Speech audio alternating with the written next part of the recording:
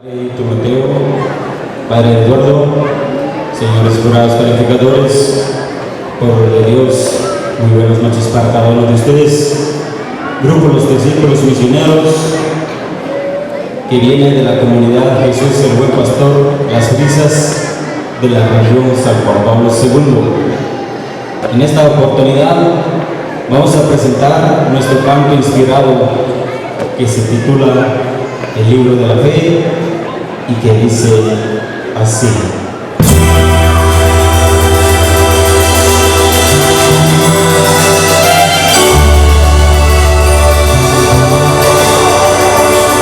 ¡Qué balayo!